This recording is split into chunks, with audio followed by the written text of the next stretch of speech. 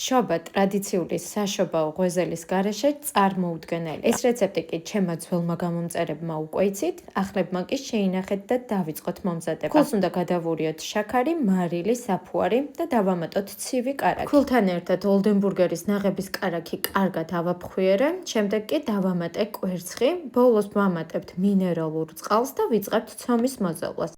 ცომი გამოდის ძალიან რბილი და უნდა მოვზილოთ იქამდე, რომ ხელზე აღარ გვეკვრებოდეს.